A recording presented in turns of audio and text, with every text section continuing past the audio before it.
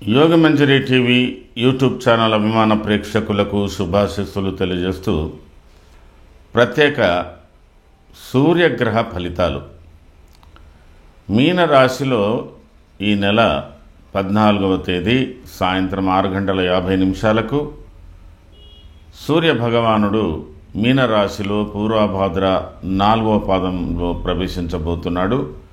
దాదాపుగా నెల రోజుల పాటు మీనరాశిలో సంచారం చేస్తున్నాడు.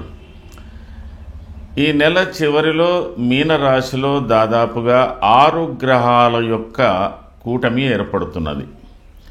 అందులో సూర్యుడు ప్రధానం. ముందుగానే రాహు అందులో సంచారం చేస్తున్నాడు. శుక్రుడు బుధుడు కూడా అందులోనే వక్రించి ఉన్నారు. అందులో వక్రించినటువంటి బుధ శుక్రులతో పాటు రవి ప్రవేశించబోతున్నాడు. ఈ సూర్యగ్రహం యొక్క ప్రత్యేక ఫలితాలు, వీటిని ఒక రకంగా మాస ఫలితాలుగా కూడా మీరు అన్వయించుకోవచ్చు. ఈ ప్రత్యేక ఫలితాలు 12 రాశుల వారికి ఒకే వీడియోలో పొందుపరుస్తున్నాను. మృగశిరార్థం, ఆరుద్ర, పునర్వసు, త్రయోర్మిథునం. మిథున రాశికి కూడా ఇష్టసిద్ధి, సదారోగ్య, బంధుమిత్ర సమాగమ, రాజదర్శనమర్థాప్తి, అర్థసిద్ధి కూడా ఉంది ఇందులో. అయితే మిథున రాశికి దశమ స్థానంలో, తృతీయాధిపతిగా దశమ స్థానంలో ఈ యొక్క రవి సంచారం, దశమ స్థానంలో షష్టగ్రహ కూటమి ఏర్పడేటువంటి అవకాశాలు.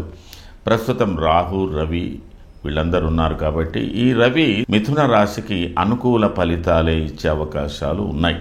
ప్రభుత్వపరమైనటువంటి ప్రయోజనాలు, ప్రభుత్వ సహకారాలు, వృత్తిలో కొంత మార్పులు, అనుకూలమైనటువంటి మార్పులు ఇవన్నీ కూడా ఉంటాయి. ఆర్థిక పరిస్థితులు కూడా మెరుగుపడేటువంటి అవకాశాలు మీకు ఎక్కువగా ఉన్నాయి. అయినప్పటికీ కూడా మీరు కొంతవరకు దైవం మీద దైవభక్తితో మీరు కొన్ని కార్యక్రమాలు సాధించవచ్చు.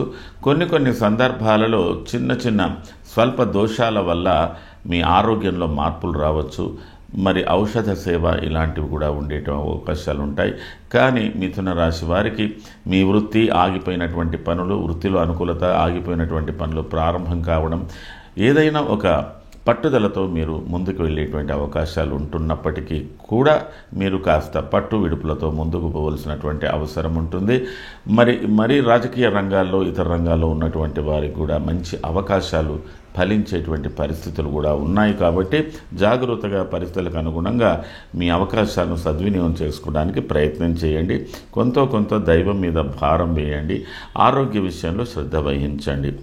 మిథున రాశిలో ఉన్నటువంటి మృగశిర నక్షత్ర జాతకులకు ప్రారంభంలో మీ వృత్తిలో అధికారులతో విభేదాలు, కుటుంబంలో విభేదాలు ఇలాంటివి కూడా వచ్చే అవకాశాలు ఉన్నాయి. ఆ తదనంతరం మీకు మార్చి 17వ తేదీ నుంచి మార్చి 31వ తేదీ వరకు ఉన్న పరిస్థితులు చాలా అనుకూలిస్తాయి. కొత్త నిర్ణయాలు తీసుకుంటారు. కొత్త పనులు ప్రారంభించడానికి కూడా మీరు పూనుకుంటారు. 30 నుంచి ఏప్రిల్ 14 వరకు ఉన్న పరిస్థితులలో కొద్దిగా శ్రమతో కూడి మీరు పనులు సాధించుకుంటారు. ఆరుద్ర నక్షత్ర జాతకులకు ప్రారంభంలో ఈ యొక్క రవి సంచార ఫలితాలు మీకు చాలా సర్వత్రా అనుకూలతగా ఉన్నాయి. మీకు ప్రభుత్వ ప్రయోజనాలు, మిత్రుల యొక్క సహకారాలు, ఆర్థిక పరిస్థితులు మెరుగుదలలు ఇవన్నీ కూడా మీకు 17వ తేదీ 18వ తేదీ వరకు అనుకూలిస్తాయి. ఆ తర్వాత మీరు చిన్నపాటి ఘర్షణాయుతమైన వాతావరణం అధికారులతో కానీ, మీ కింద పనిచేసే వారితో కానీ ఉండేటువంటి అవకాశాలు ఉన్నాయి. అయితే కొంత పట్టుదలతో ముందుకు పోవలసినటువంటి అవసరం ఉంది. ఆ తదనంతరం మార్చి 30-31 నుంచి మీకు ఏప్రిల్ 14 వరకు ఉన్న పరిస్థితులు సర్వత్రా మీకు విజయం సాధించేటువంటి పరిస్థితులే కనబడుతున్నాయి.